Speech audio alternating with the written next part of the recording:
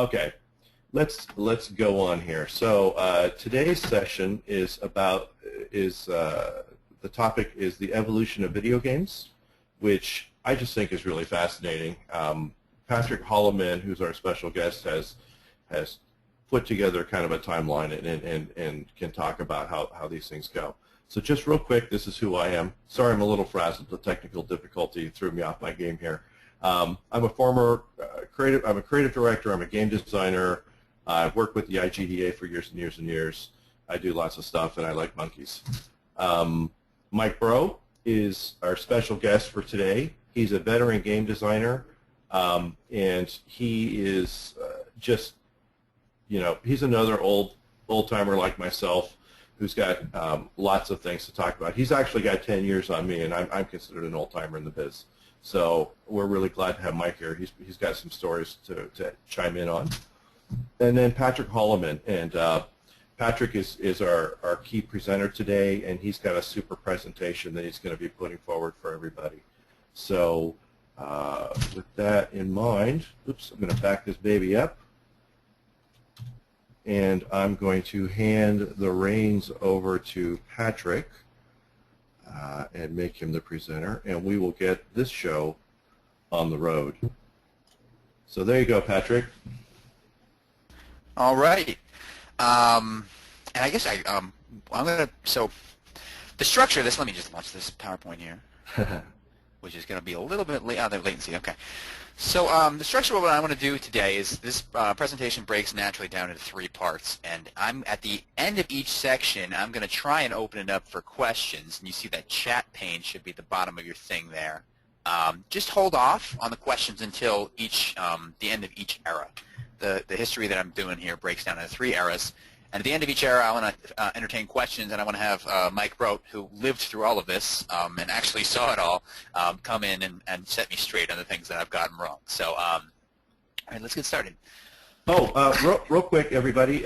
Sorry, Patrick, but there is a question panel on as part of the webinar interface. At any point, go ahead and type in your questions, and I will be acting as sort of producer to field the questions and interject them in. So go ahead and type them in, and then we'll have a little short Q&As at the end of every section, as Patrick says. And back to you.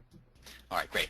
So the presentation today is about the evolution of video game design, and I want to start off by using or defining what I mean by design, because I don't pretend to know what game design is as a platonic idea, but for the purposes of this webinar, I want to define design and what I mean by it. So game development, separated from design, is what makes games possible, video games possible. The art, the code, the sound, the music, all of that makes video games possible, physically feasible. But design is the series of decisions and ideas that make games fun, or at least for the purposes of this presentation, that's what I mean by video game design. So whenever I talk about design, that's what I mean. Keep that in mind. It makes everything else make a lot more sense. Just make sure I got through here. Okay. So the history of video game design, and I actually should put a caveat in there, the history of mainstream video game design. There are definitely games that are outliers and don't really fall within this, but mainstream video game design breaks down into 3 eras. The first era is the arcade era, which began in 1978 and lasted until 1985. Now, I call it the arcade era because it was primarily something that existed in arcades, but arcade games also had their own unique style, and it wasn't just eating quarters either. Arcade games had a certain fundamental idea that they pursued, and they pursued it very directly, and we'll get into it in a second, but I also want to point out that 1978 is not when the first video games came out at all. Pong came out in the early 70s. Space War was playable at MIT in, I think, the 60s, and if you want to say it's a video game, which I think you could make the case, you could have played Tennis for Two, the oscilloscope game in the 1940s, and those might have been considered the first video game. Doesn't that really important to this presentation, but 1978 is when the first video game to use what we understand as modern video game design came out, and that game was Space Invaders.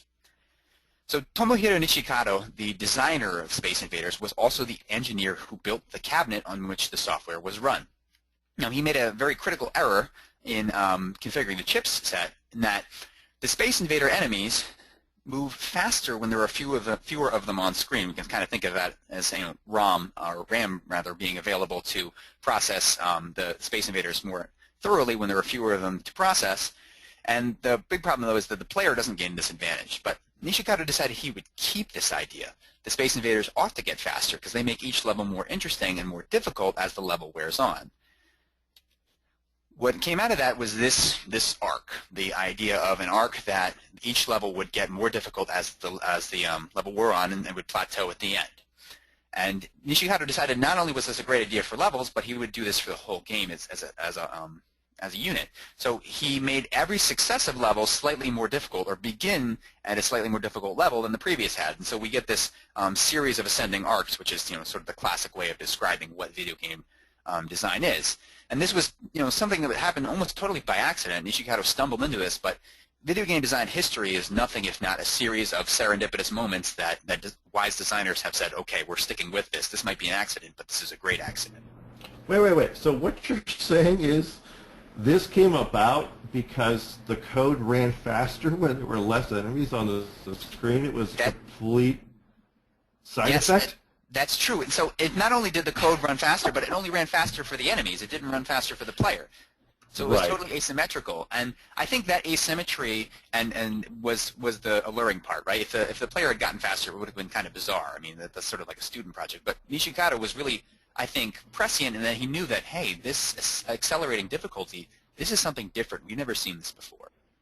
And that was really what his key contribution was. He knew the right accident. And we're going to see more accidents like that happen in the history of game design. But yeah, the fundamental feature of video game design, this series of ascending arcs, is a total accident that happened because of a way he configured some chips. It wasn't even a programming error. It was a physical electronics error. Okay, this whole webinar is absolutely worth it on your first slide here. So I can't wait. Keep going. All right. So what Nishikado had discovered was that in video games, you should treat the difficulty as though it existed on an axis, that you should slide video game difficulty both up and down by manipulating just a couple of variables. So in Space Invaders, the variable that was manipulated was enemy speed. Nothing else changed. The enemies simply moved faster and were harder to hit. And so by just adjusting that one variable in each level, the game became this dynamic thing, and video games sort of took off as they understood what it was that they were going to contribute to the field of games as a larger whole. Now, this idea immediately spread everywhere, right? Atari was already a big business, but once the sort of core idea of video game design came about, designers everywhere started in Japan and America and Europe immediately started employing it in a much greater variety of games. So games like Missile Command and Asteroids, what had happened was they would use the structure where levels would become more difficult, and then each successive level would be more difficult than the last. Asteroids, I think, is the perfect example of this, in that every level you break down the asteroids and by shooting them, and the big asteroids become small asteroids, which move faster and are more dangerous, and they crowd the screen. And then every successive level has more big asteroids at the beginning than the last. And so you see the exact sort of copying of that a series of ascending arcs, but it's in a different context of shooting asteroids rather than shooting Space Invaders. Now, it was obviously a very good idea that Nishikado had come up with, but it wasn't going to carry video games by itself. A series of ascending arcs has underpinned all of the gameplay of mainstream video games all the way up until the present day, but it alone wasn't going to keep people interested. It was going to be a novelty if designers didn't do different things too. And the first really big thing that designers did was power-ups, and Pac-Man, gives us. It's technically not the first instance of a power-up, but it certainly is the place where modern power-ups got their real start.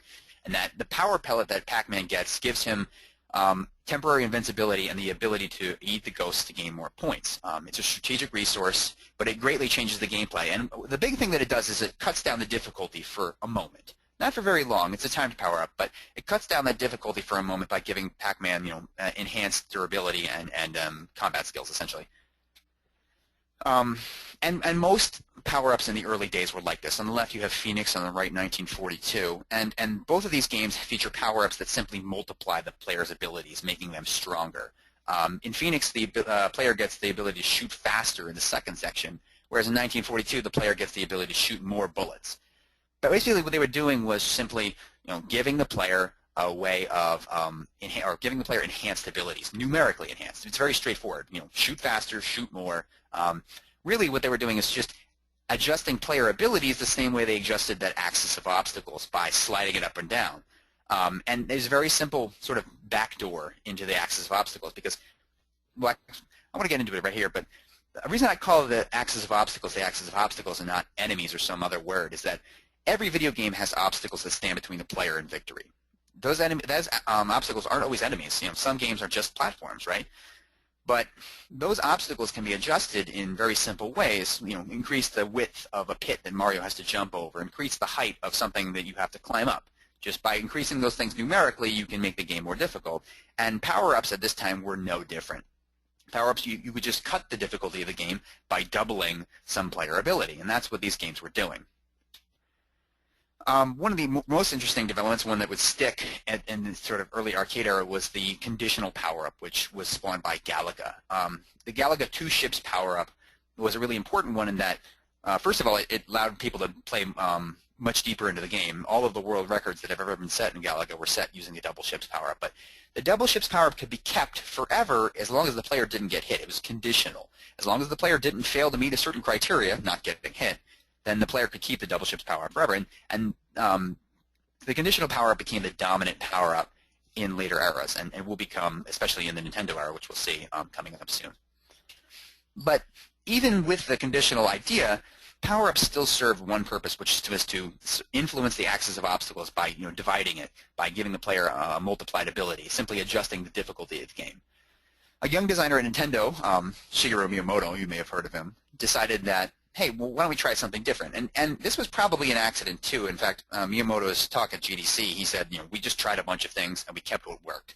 And we tried so many things that we ended up with some really good ideas. And I think that by this point they've probably realized what works and what doesn't. But back in Miyamoto's early career, he simply tried something that was another case of incredible serendipity. Donkey Kong does something a lot different than Galaga or Pac-Man. Donkey Kong gives Jumpman, its protagonist, a hammer power-up that shifts the game's genre. So instead of being able to jump, when Jumpman gets that hammer power-up, he can no longer jump, he can no longer climb, but he can attack enemies. And this is the important thing, is that the game stops being a platformer for that moment, for the 10 seconds or so that Jumpman has the hammer, and starts being an action game. And this is really important because this shift in genres, although not really the main focus of Donkey Kong, was the idea that Miyamoto would take away from it. And taking that away would lead him to create games that were much more dynamic and much more interesting. And I admit this probably had to wait for technology to happen, but this is the seed of the idea. What Miyamoto... Wait, please go ahead.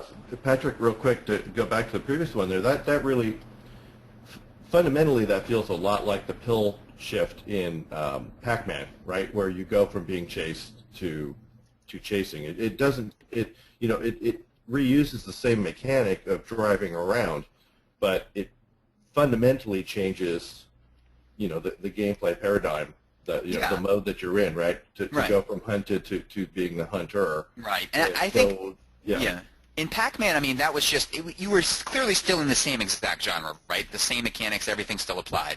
I think the big leap forward that Donkey Kong took was that it was very clearly a shift in genre, and that Mario, or Jumpman, as he was named at the time, very clearly lost his platforming abilities and gained a new set of abilities. Whereas Pac-Man's abilities were sort of enhanced, Miyamoto took it one step further along the same train of thought and said, okay, what if we change genres? And it was probably just an accident, but what resulted was that Miyamoto looked into this and said, hey, well, what if this, and he probably didn't think of it this way, I'm retrojecting these theoretical ideas, but certainly his designs reflect that he had gone to, please ignore my Skype alerts, he had gone to an axis of abilities that was perpendicular to the axis of obstacles.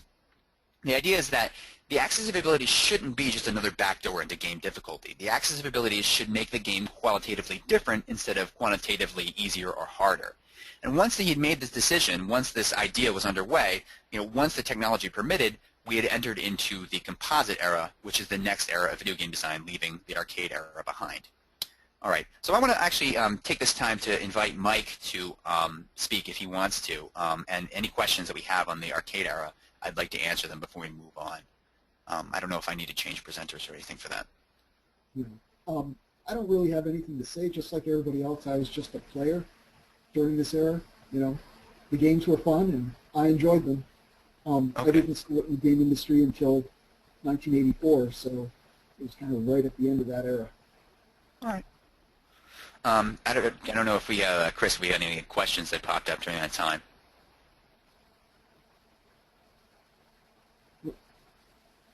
Chris? Your sound's off.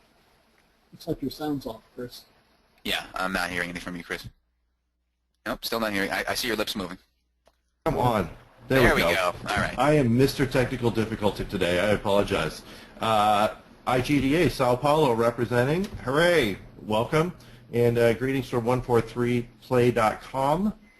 Hi. Yeah, it's great. We've got, we've got a number of people in the audience here. I just want to relate.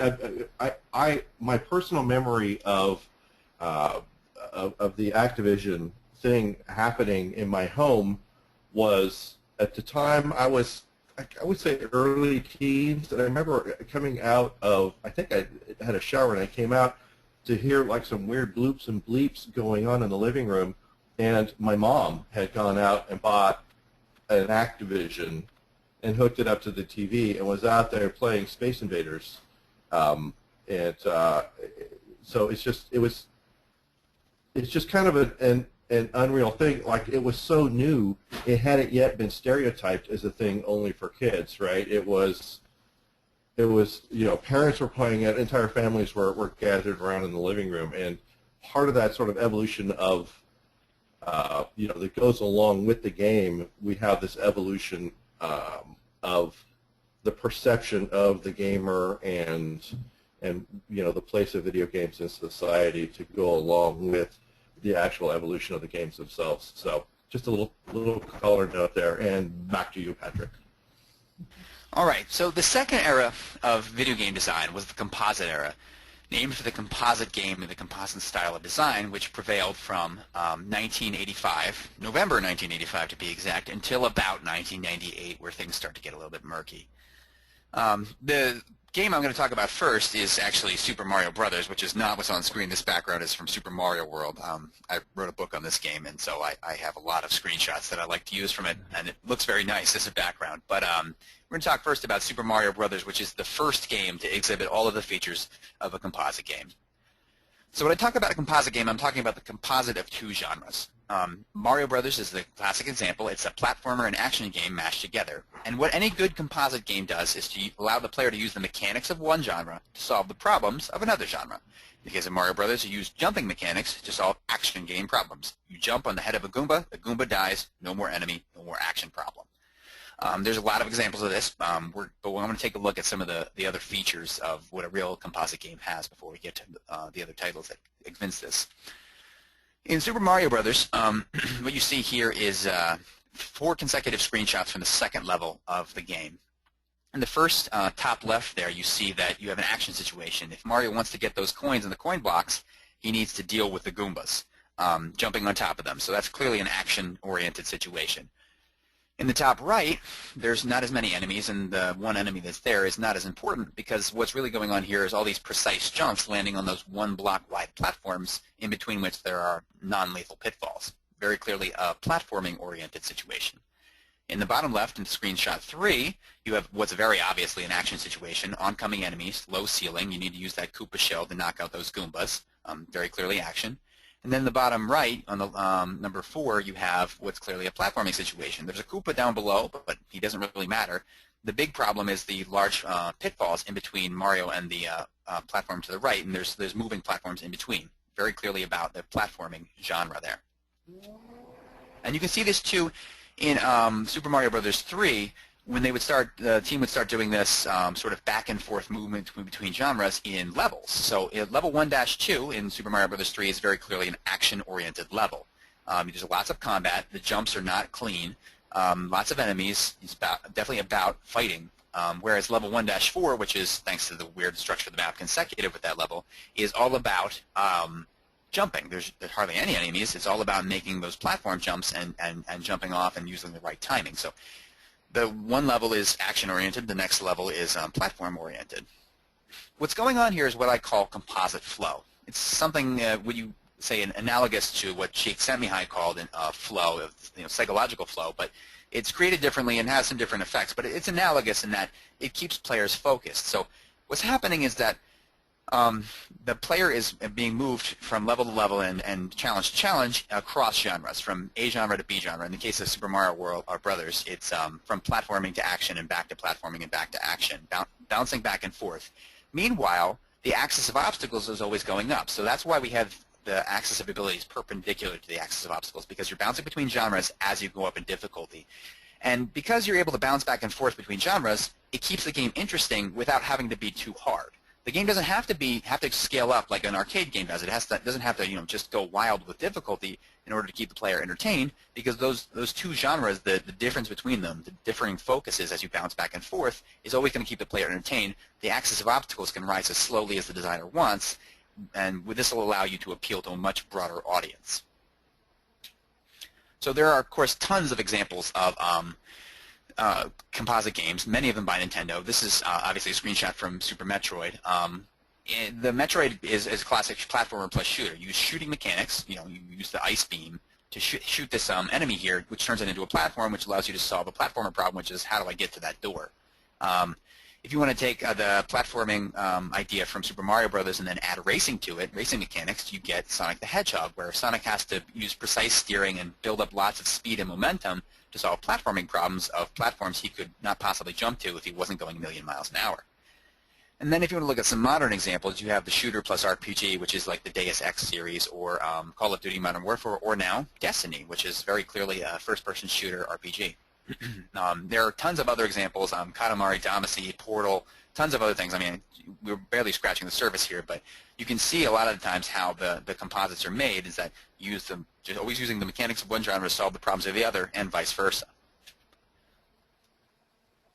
Now, there were two major developments in the composite era, sort of two overarching developments that sort of affected game design as a whole in the composite era. And the first was that game design started to get a lot more organized. Once the principles of composite design were clear and designers everywhere started using them, they had to make games a little bit more slickly in order to compete and stay relevant. And Nintendo, of course, was always at the forefront of this. But there emerged a structure, and this was probably serendipity again, but designers sort of intuitively and instinctively created these structures which tied games together, and that's what I call the CCST structure, which we'll go into in a second. And the other big development in the composite era was that new genres were generated from old genres. Somehow you took A plus B and you didn't get C, you got D or something like that.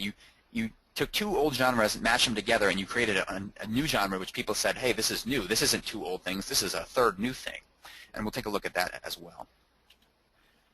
The CCST structure stands for Challenge, Cadence, and Skill Theme. These are the three levels of organization which exist in a well-designed composite game. I'm going to use screenshots from Super Mario World, which is the game that I've studied the most of composite games. It's if you want to study any of this yourself, you can go to the website, thegamedesignforum.com, and there's a whole book on this. It's freely available. But that's what I'm pulling this from. But we're going to start off the challenge unit. Is the smallest unit of meaningful content in a level. And challenge is a discrete unit of content separated by periods of relative safety. And what I mean by relative safety is that on either side of Mario in the screenshot you see here, there are two platforms where Mario can stand forever without ever worrying or ever taking damage or ever being in danger. It's from these platforms that you're able to take actions. That's when the player can decide what to do next. But in the middle there, that moving platform, there's an element of danger, which means that Mario has to do a certain thing. So the sort of bracketing of this moving platform in the middle makes this a challenge. Two periods of safety and with danger in the middle. Sort of a danger sandwich, if you will. That's what a challenge is. A cadence is a collection. Patrick, please. Real quick. Yeah. There's a question. Ben Sloboda asked, what was the link you just mentioned? I will post it at the end of the presentations. If you Google the Game Design Forum, you'll end up there anyway, but I'll post that at the end, so no problem. Great. I just wanted to mention that because I'm going to be blazing through roughly 60,000 words of material from the book in about 2.5 minutes here. So I just want to make sure that people understand that there's more on this if you wanted it. So anyway, a cadence is a collection of challenges that relate to one another in a specific way. This is from the cadence of Super Mario World's Donut Plains 3. the first top left there, which we saw before, that's the standard challenge for the level. That's the challenge on which all other challenges will be based. So if you look at challenge label number 1 there, it's another example of moving platforms. In fact, the same moving platform, the 3-arm platform, is on the right there. But there's also a new kind of platform that exists on a looping track. So we have a difference here. And then you can see the same sort of differences appear in challenges 2 and 3. There's changes. It's always a moving platform, but it's a different kind of moving platform in each, and the conditions of each challenge change a little bit too. Now these challenges relate to each other in specific ways, which I'm going to talk about next. So, excuse me. The first type of, there are 3 major types of challenges, and the first one, which I actually just talked about, is an evolution challenge. A qualitative increase in difficulty from a previous challenge. I'm going to flash back here. So you can notice from going from the standard challenge, top left, to challenge number 1, that the moving platform type has changed, really. So that looping platform is a qualitative change, and it's more difficult because there's only 1 platform on that type, whereas there's 3 on the first type. So what we have here is a qualitative change, but we're still within the same framework, right? We're still working with moving platforms, but there's this obvious, difference, and it's slightly more difficult. In challenge number 2, you see in the bottom left there, now we actually went to the next type of challenge, which is an expansion challenge, a quantitative increase in difficulty from a previous challenge. In challenge number 1, we had 2 platforms. In challenge number 2, we have 3 platforms to jump through. And if you notice, it's kind of hard to see on this screen, but the gaps between the platforms here, the distance that Mario has to jump, is bigger in challenge 2 than it was in challenge 1. That's a quantitative increase. So just there's more blocks of distance to jump. That's a quantitative increase. That's what we call an expansion challenge. The distance between platforms has expanded. The number of platforms has expanded. And then going to number 3, we have another example of an evolution challenge where we go back to the tracked platform of challenge 1, but now it has a toggle button and it's on a linear path instead of looping path. So that's another example of an evolution challenge. You tend to see in a cadence lots of mixing of evolution and expansion challenges. You go from evolution, expansion, mutation. You'll cycle through all the different types, and no 2 cadences are ever alike. And the last kind of challenge I want to mention, I haven't pictured it, but there's a mutation challenge. Someone speak it up? Yeah. Please. So going back to that previous slide, what's actually being shown there is an assumption of evolution in player skill. Well, it's forcing the evolution in player skill, right? Right. So it's on the axis of obstacles versus abilities. You also have a kind of rising mechanic of player skill in using the abilities you've been given by the game. Absolutely. Yeah, and so and you notice Mario has the cape power up here. That's an axis of abilities thing. So what this level is all about is, a fire flower wouldn't be that useful in this level. There aren't that many enemies. There are some, but there aren't that many. So the cape power up in Super Mario World helps Mario do platforming. So that's we have this genre shift towards the platforming, what I call declension, which is from the Latin for to lean towards, because a good composite game leans towards one of its genres, but it never leaves either genre. It's always a platform and it's always an action game in the case of Mario World, but it leans towards one or the other depending on the level. And in this case, this level is leaning towards platforming, which is why it's really, they give you several opportunities to collect the cape power up, which helps you glide and helps your timing jump. So the axis of abilities leans towards platforming, and the level very clearly starts to go up in terms of the axis of obstacles, because the obstacles become more complex. And then, as I was saying, the mutation challenge is a qualitative change without an increase in difficulty. I didn't picture any of these. They're more rare, but they're another important facet of the CCST structure. Mutation challenges tend to be used to give this player a sense of dominance, because they're blowing through challenges without any increase in difficulty. They sense that as dominance, and it's very important, and it's mentioned a lot more in the book, but I just wanted to bring it up because it's definitely a big part of the structure. And then lastly, we come to skill themes. Just as cadences are a collection of challenges within a level, skill themes are a collection of levels in a theme. A skill theme means that the same skill is used across all of these levels. So, and the mechanics of the levels themselves reinforce this. So we have on top here, the first top 3 screenshots are all from the moving target skill theme of Super Mario World, where you have all different types of moving platforms. As you can see, each one of these platforms is moving. But the first type is very simple. It moves along a central axis. The second type is a linear tracked platform, which is moving left to right and always moving right. And it has all these little loops and bends and stuff, and there are enemies in it. And then the third is a caterpillar platform, which Mario can't even stand on. He has to keep running along. So that platform moves and will leave him behind. So these are just 3 different examples of moving platforms, and they're all obviously more complex than the last type, but they all require the same types of skills in the theme. And then below we have challenges from the periodic enemies theme. A periodic enemy is any enemy that has a repeating behavior, which repeats on a period, right? It has, there's X number of seconds to each repetition, and that repetition cycle is what I call the period of an enemy. And in each case, you can see how there are swinging maces, which go in a rotating fashion, these stabbing spikes, which stab at regular intervals in the middle screenshot there. And then in the end, you can see how there are actually 2 different types of periodic enemy that overlap in the 3rd screenshot, which I think is from Wendy's Castle in Chocolate World.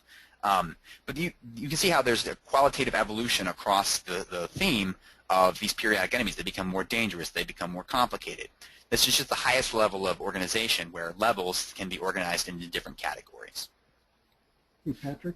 Yeah.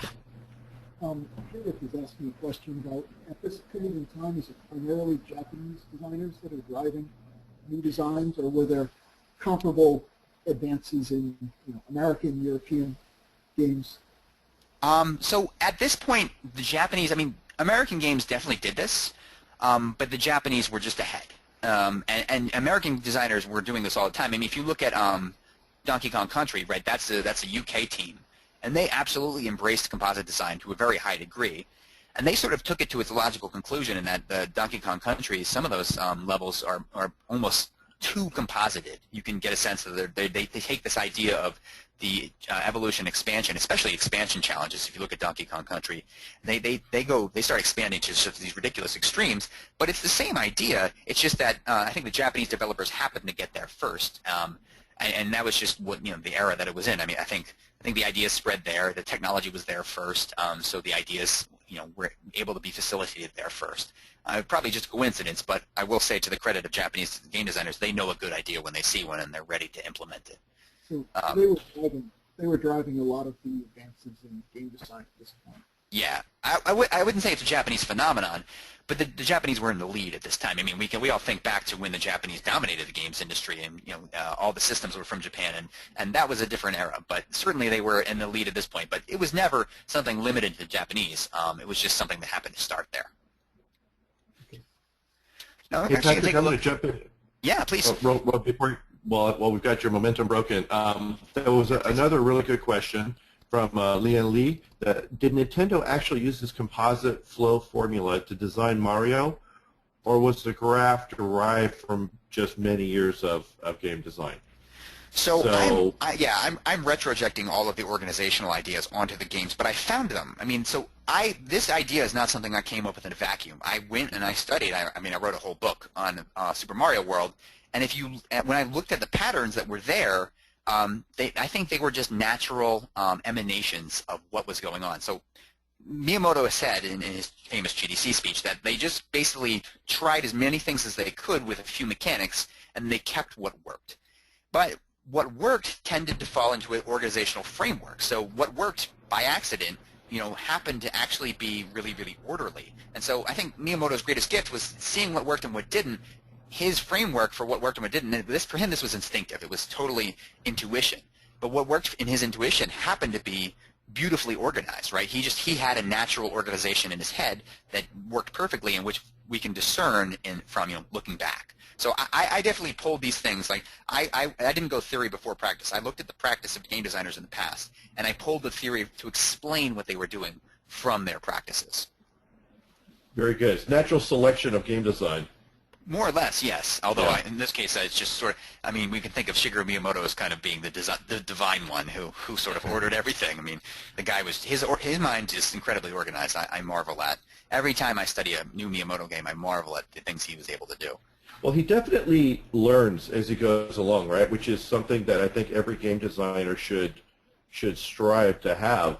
Is that iteration and trying out a lot of things and then choosing. What actually worked. And to me, that's what I mean when I say the natural selection there, right? As opposed to, I have this grand idea and I make it and it works perfectly and all the rest of it, right? No, nothing works perfectly. Even Miyamoto admits that nothing ever works perfectly the first time. Exactly. So to everybody who's in the audience who's well, even myself has been doing this for a long time, right? Like, we try things out, we see what works. You don't really want to have your ego wrapped up in it. You really want to let the gameplay speak for itself and let things live and die on their own, not based on how, how much of your own ego you have tied up in it. It's very true. Now, essentially this slideshow is a history of what has worked, right? And I'm just trying to explain why it worked. I'm not, the designers simply found it, but I said that, I went back and said, oh, well, I wonder why. And this is the history of why. So I certainly hope that this history could help, young aspiring game designers not make all the mistakes that we've all made, that the people in the past made. Maybe you can skip some of those mistakes, but you're going to make mistakes. You're going to throw things out. And you should always playtest, and you should never be too wrapped up in a single idea. You should always playtest and try things and see what works. But hopefully this will be able to eliminate some options and give you some organizational techniques, which will make things faster. But never for a minute imagine that you won't have to playtest and try things and iterate. You're going to have to do that. And many of your best ideas will come from iteration. I don't think we can say that enough during these webinars to just really keep repeating that there's going to be a lot of iteration. You're going to throw out a lot of stuff. That's the nature of the business, right? Because that's just such a super important thing. And I think for people who are getting started, this is a really important fundamental of what it is to be a game designer. Yeah. So one thing to possibly take out of this is a lot of these games that are incredibly good, incredibly fun to play, they took some very simple game mechanics, they limited their scope, and they iterated the hell out of it to really polish that game. And nowadays, a lot of games that you're seeing coming out, like Elder Scrolls Online, not getting good ratings, tried to do way too much, didn't polish enough of it, and so it seems like a real focus on a few good game mechanics that you just work the heck out of is the way to go for a lot of these games that are just games that last forever.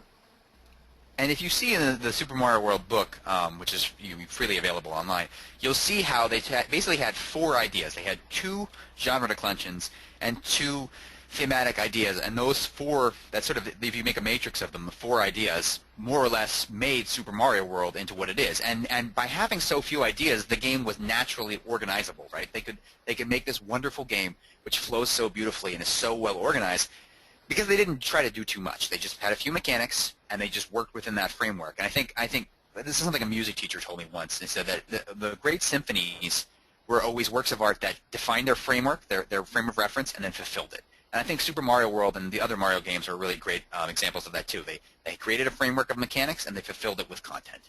And that's I think that's artistry in video game design. That's when you're achieving high art there. Now I just want to keep moving because we're make sure we hit every time marks. But the second big development that I was talking about in the composite era was the generation of new genres. So designers immediately saw that, okay, we're smashing genres together right now. Like, that was the thing that everyone was clear on immediately. Okay, we're going to take A genre from the arcade era and B genre from the arcade era. We're going to collide them, and we're going to see what works. And sometimes that resulted in games like the one pictured here, ActRaiser. ActRaiser was a great game. I loved it. But it was a action, platformer, RPG, God mode sim. It was a lot of different things. And one of the problems with that is that not everybody could get behind that. It was a game that really showed its stitches, right? You could see where one thing met the other. And it was very much a game of different tiers of gameplay where there was, no real overlap, or there was some overlap, but it was not always strong between the different levels of gameplay, the different genres in it. In some cases, though, we had some really great combinations that resulted in genres that we consider entirely new. So the real-time strategy genre, which now we're starting to get into some of the more American things, real-time strategy genre was a great example of this. What you see on the left there is Herzog Zwei. And Herzog Zwei was considered the progenitor of the real-time strategy genre. What they were trying to do there was they were trying to take the strategy elements from board games, which, had this massive history. I mean, if the presentation on the history of the board game, even in the 1900s, would be something that would never fit into the time slot we have here. So they were trying to take just a few of the elements of strategy games that were in the tabletop space and move them into the action context of video games, because video games really they live and die by action, right? Especially in the consoles.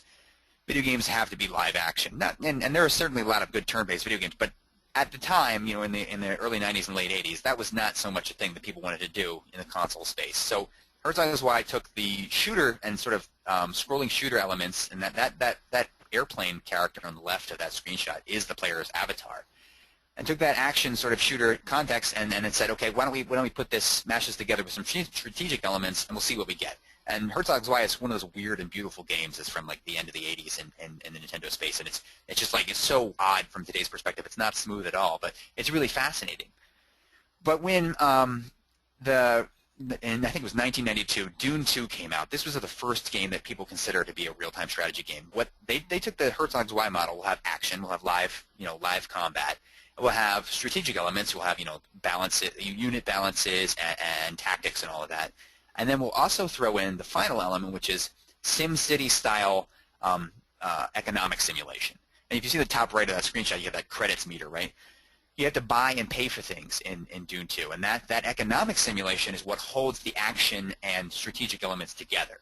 By conquering territory, you get more money, and those increased economic resources result in what we call the macro-micro.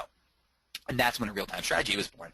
But it's important to know that when people think of strategy games, when board game players think of strategy games, they think of like turn-based, very cerebral, very methodical games. Whereas when someone's playing a real-time strategy game, it's very much about reflexes and speed and a lot of skills that don't really have to do with the cerebral side of your brain. I mean, to some degree they do, but when people think of strategy games, real-time strategy and strategy are not the same thing, and any strategy player will always tell you that.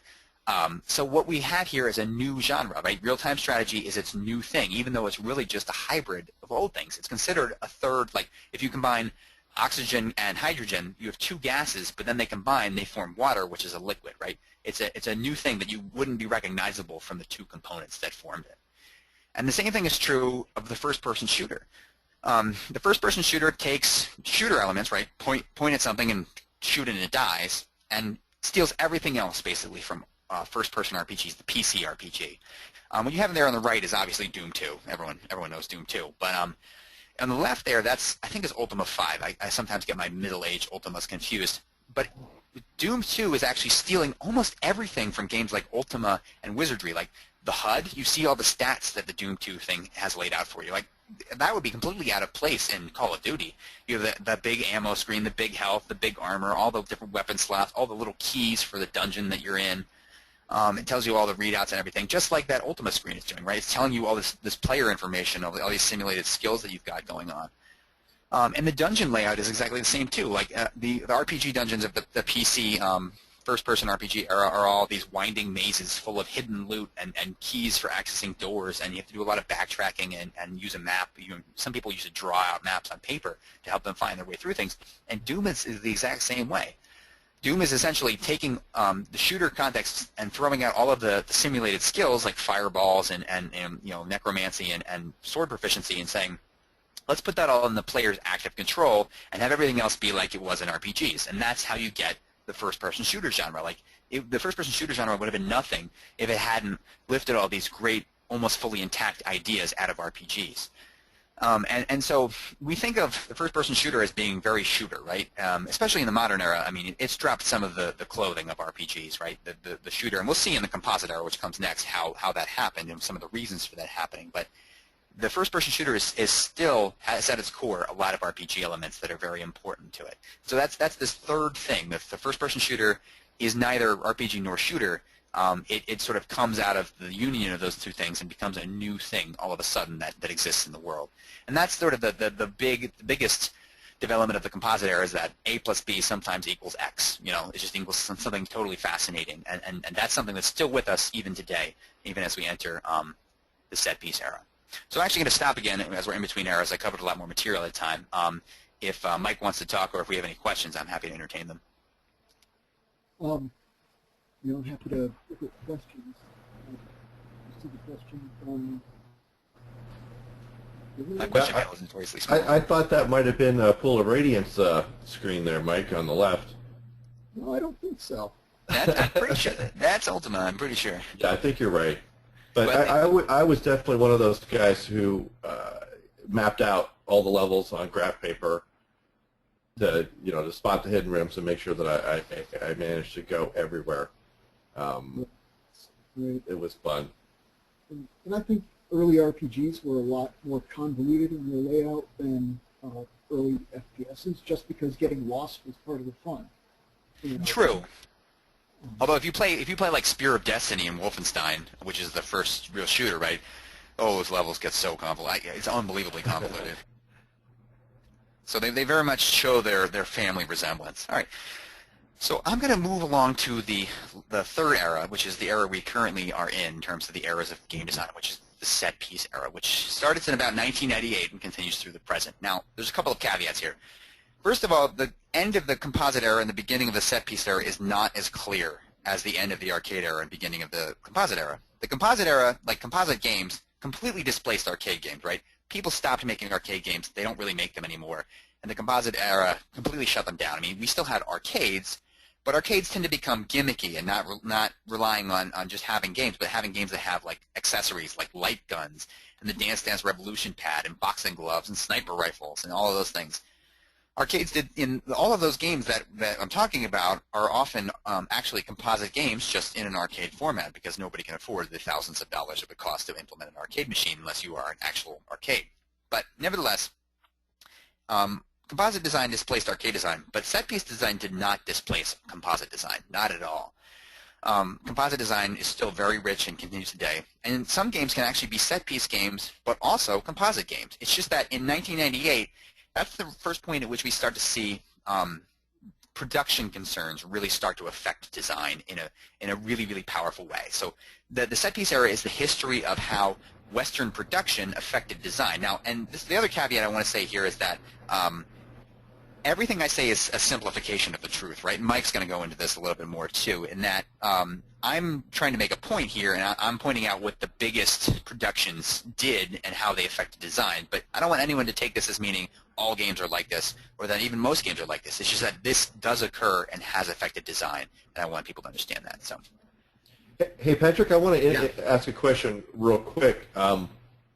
The introduction of things like light guns and what I think what you're calling the set piece arcade machines radically changed the way the player interacts with the game, right? Like these are really massively different control schemes that are much more, I think, recognizable to a new player. Right. So, for instance, like pointing a gun or riding a bicycle or even the dance thing, right? Like that's it's all things that we know how to do. There's no abstraction there, right? Like it's very clear. Whereas your classic video game has you translating a button press with your thumb to a punch or shooting or moving or all these other kinds of things, right? Like that's a whole language that players have to learn in order to play a game, whereas these devices open it up. And is there any indication, like, what was driving that the shift, right, away from just pure buttons to these other more interesting or more natural control schemes? Was that deliberate to try to get more people to come in? I mean, so I think that's a pretty complicated question. And if you look at like the relationship between Gunpei Yokoi of Nintendo, who designed the D-pad, right? Talk about a fundamental design, and Miyamoto, who was the guy who really used it. You're talking about two different sort of types of game design ideas, right? If you look at the math that underpins those arcade games with all the gimmicks and everything aren't really that different from what's going on screen and all the math that sort of describes what the game is doing than the games that you play a D-pad with. I don't think that part of it is different. But sort of the accessory market did boom, and I mean it really sort of peaked with the Wii, right? The Wii was the game that was all of a sudden all these control schemes became selling points and just was a phenomenal success. I mean, Nintendo continues to do it again and again with surprising successes, but I think that those accessories do affect game design in terms of you have to restart, and all of a sudden you can get new genres, like things that weren't fun before become fun. But once they're fun, the organizational techniques that occur in those games are still the same ones. Like if you look at WarioWare in the Wii and Wii U, there's a lot of interesting little games they have that wouldn't have ever been possible before, or not wouldn't have been possible, but would not have been fun. And now they're fun because you can use these accessory type objects. But the gameplay design, in terms of if you wanted to graph it, I think is still the same. So there's an initial hurdle, an initial flowering of new genres of things that are fun, but I think it's still true to the core philosophy of the axis of obstacles, axis of abilities. I think to some degree you actually eschew the axis of abilities a little bit because you turn that over to the player's native abilities, right? You know how to dance, you know how to swing a sword. All those things are native to your brain, and so the axis of abilities is something that now exists in the player. It's still there, it's still part of the philosophy, it's just now the designer doesn't necessarily have to account for it.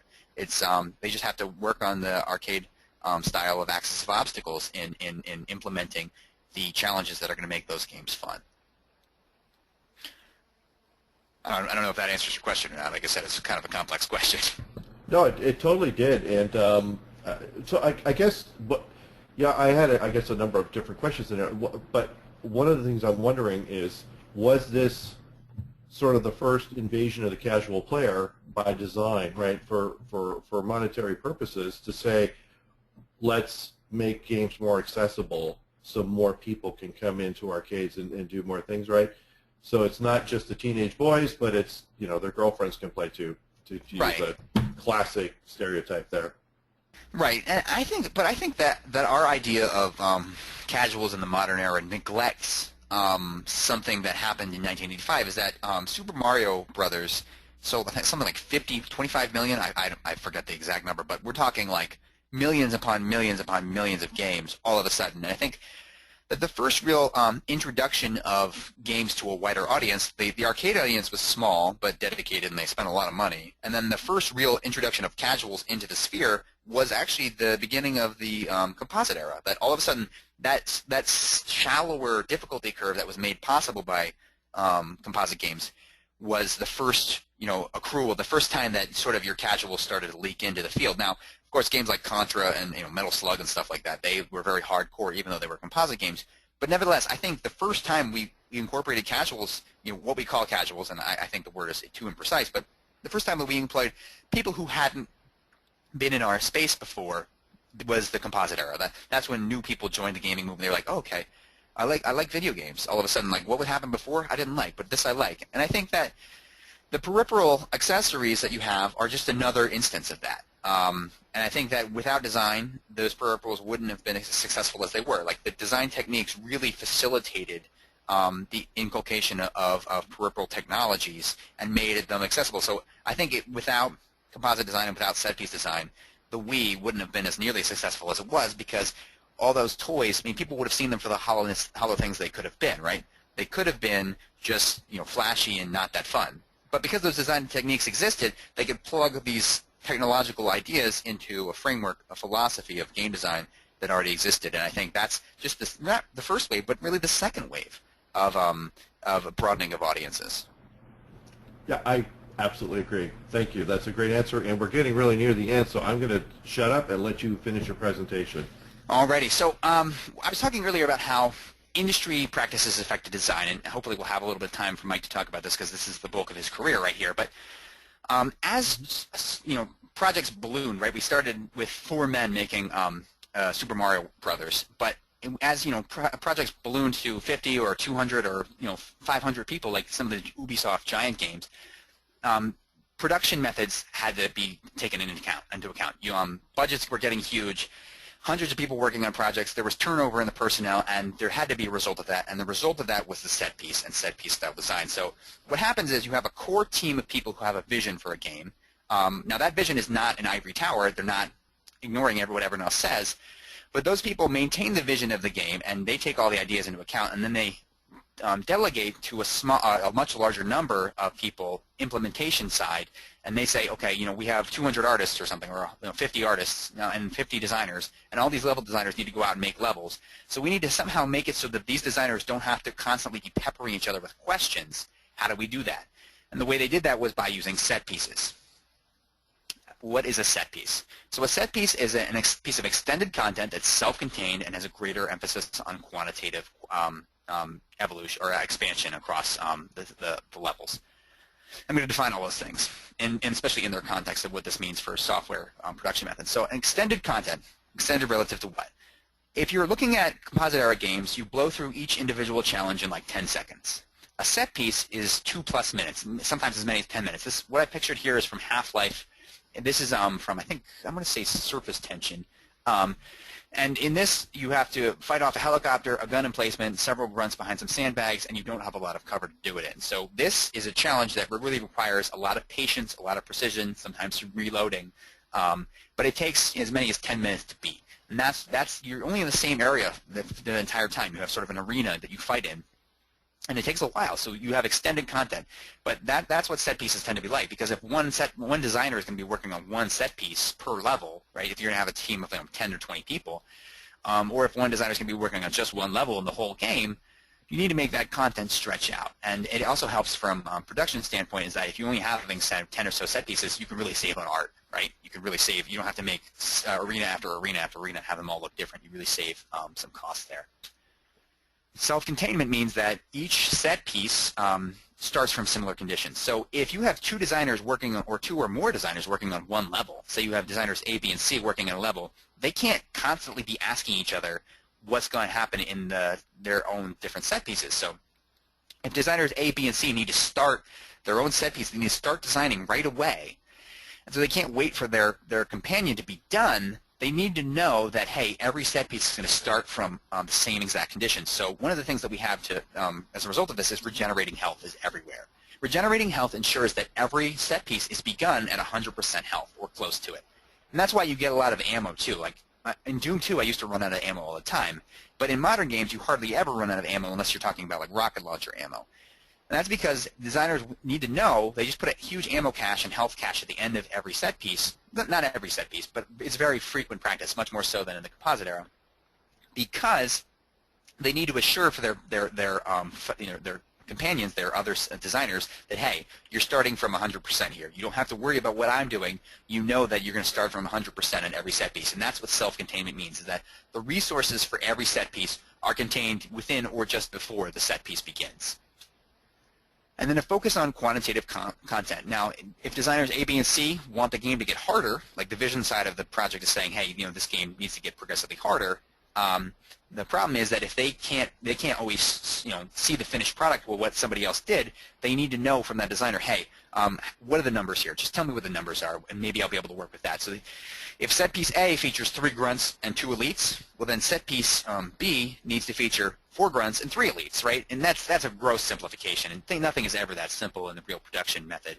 And there actually is a lot of talk between designers, and a lot of talk between designers in the vision side of the project, right? I don't want to pretend that there isn't, but you just see a lot more of a trend towards quantitative evolution or expansion in set pieces because of the necessities of the project. And again, I don't want people to think that hey, we've dropped evolutions, we've dropped qualitative change, and the level designers don't have any say over what happens. It's just that they have less. It's not that it doesn't exist. It's just that when you have 5 guys working on a project in the 90s, that's very different.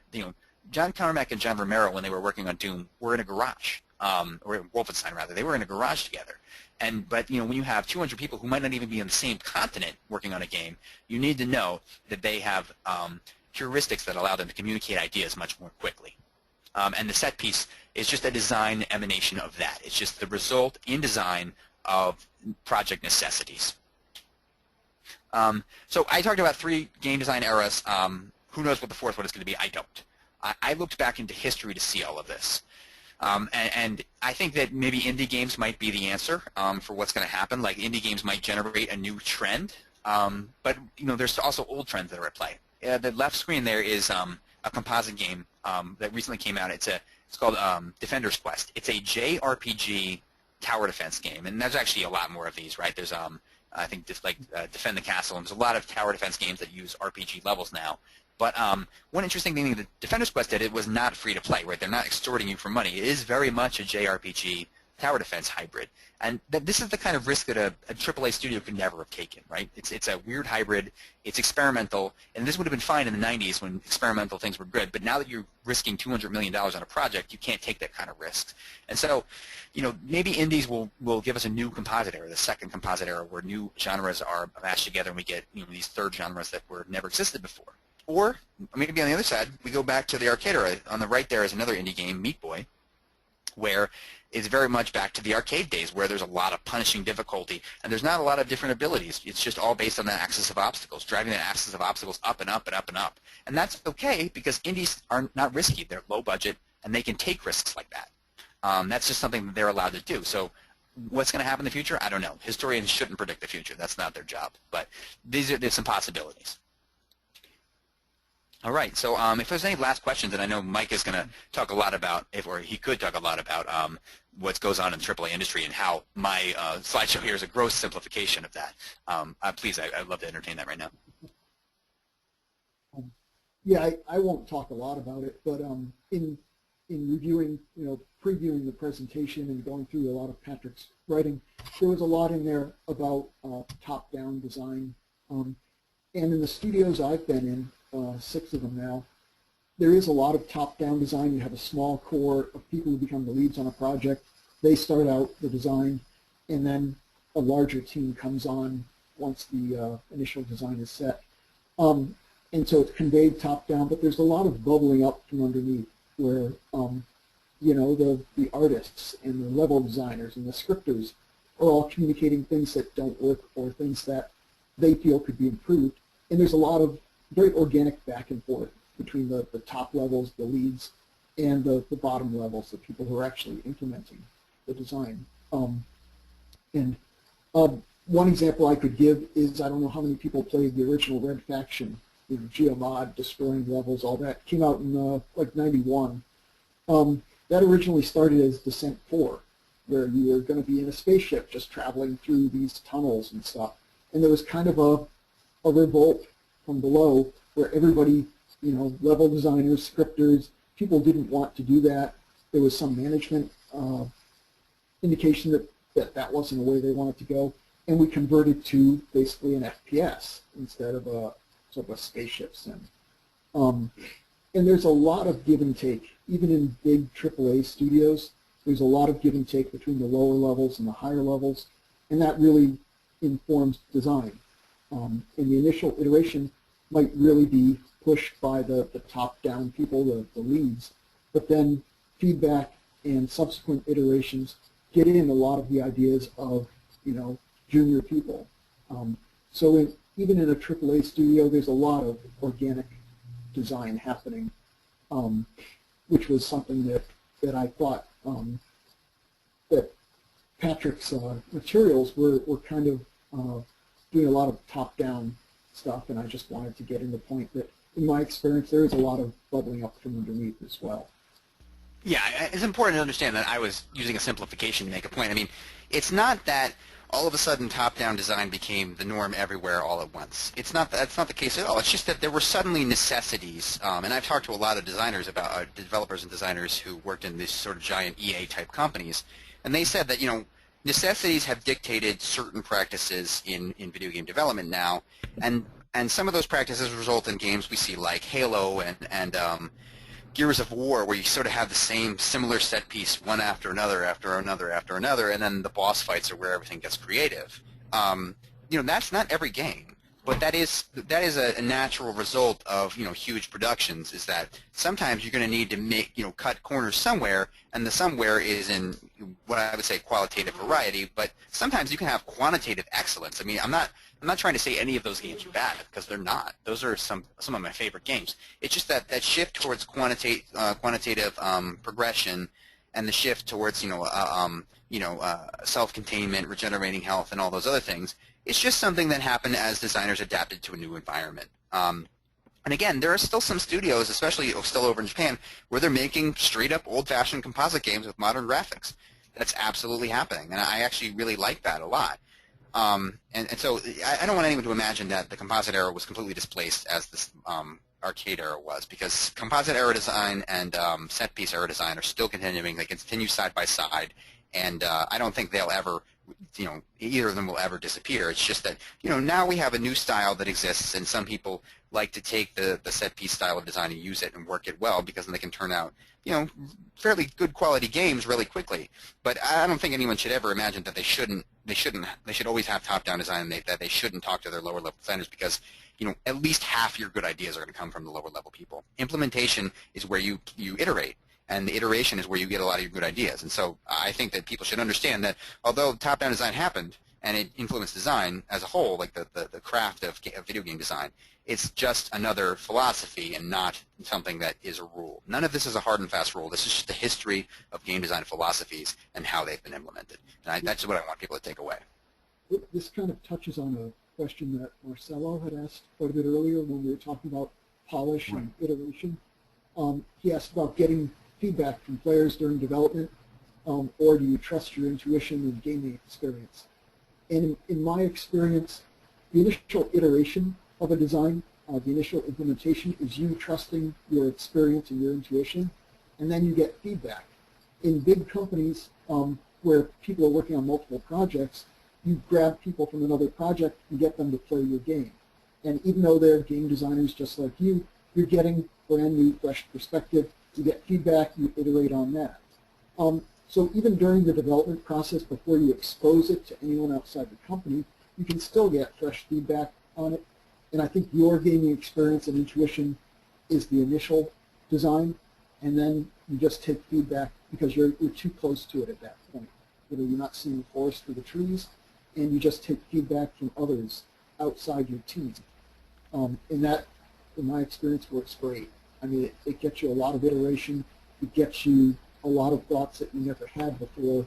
And so, to me, it's a mix of both. You're getting feedback from others and you're using your intuition. I'm just flashing my citations here because I stole a lot of art and I want to cite everyone.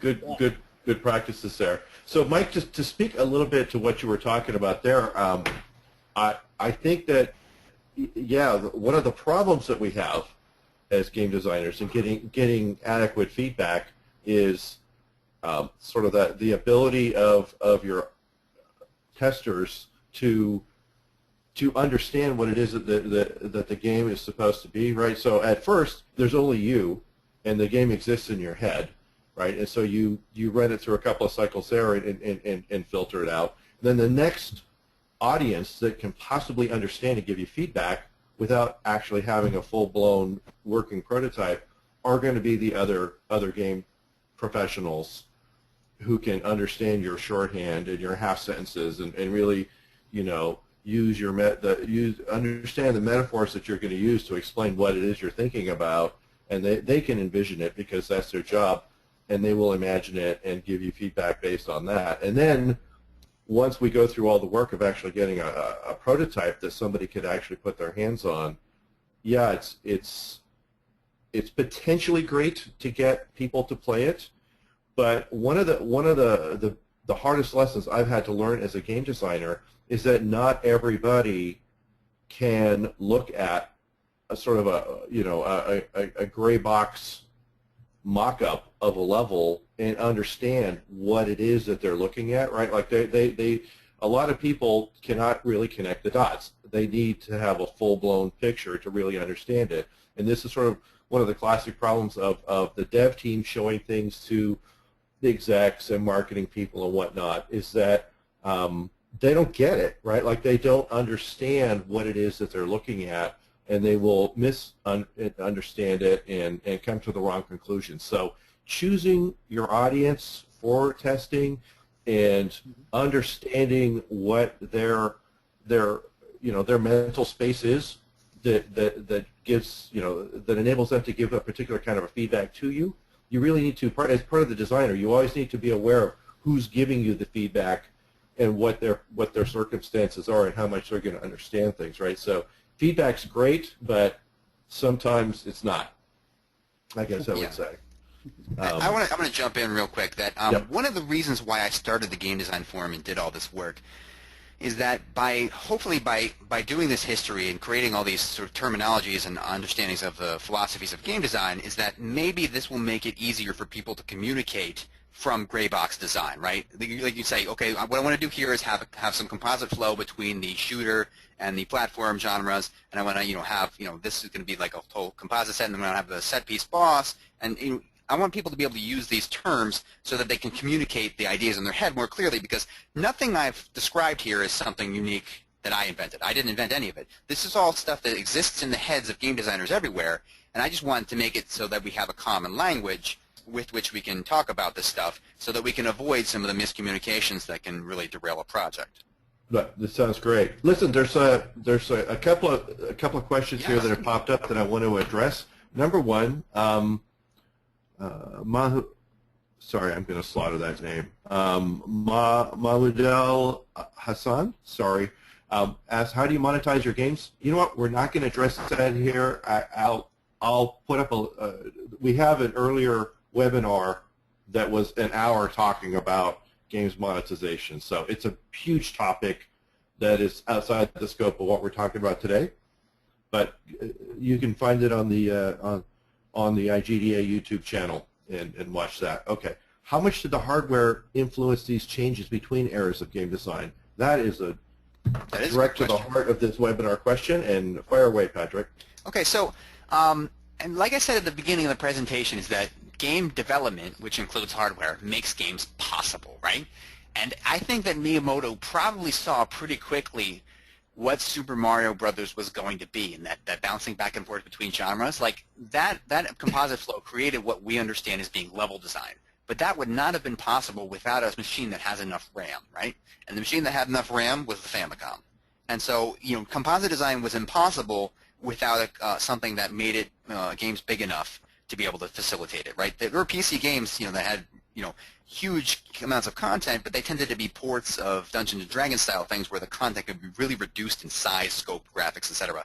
What Miyamoto needed to do was impossible until he had the hardware that could support it. And I think there's actually other things too, like in the 3D space, the Super Mario 64 and Super Mario Sunshine lose a little bit of their composite flow and their skill theme organization because the move to 3D was so precarious at first, and Super Mario Galaxy actually gets that back because all of a sudden with what the Wii was able to do, next generation software was able to do, they could make all these fancy gravity effects, all of that, make them very easily and have no trouble processing them on these little worlds and have, you know, these massive maps, and all of a sudden the organization came back, and that was just another example of technology facilitating the things that were already in designers' heads. And so, yes, the role of technology in design in these design eras was huge.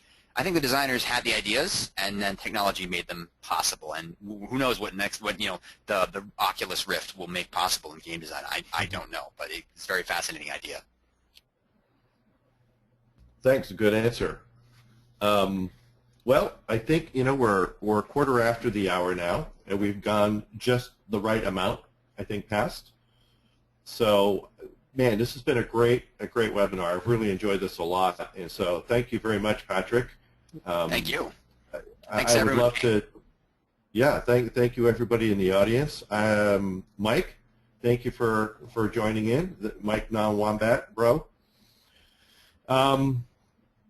Unless anybody posts another question real quick, I'm going to go ahead and bang the gavel on this and say thank you very much. Just, I'm going to recap. My slides are messed up because of my technical difficulties, sorry. But every Wednesday at this time, the IGDA has a webinar on a topic of interest to game developers. So the third Wednesday of every month is game design. So please register. Every month we've got something really fascinating that we're talking about, and you know, they're always recorded and posted on the IGDA YouTube channel, so you can see them later, so you don't necessarily miss out. I just want to say that if anybody has any more questions, there are email addresses on the GameDesignForum.com you can reach me through, and it's very easy to reach me, and I will respond on Twitter. That's my Twitter handle right there. Thank you, sir. All right. Thank you. That is the end of today's session, and we'll see you all in a month. Thanks. Thanks. Bye.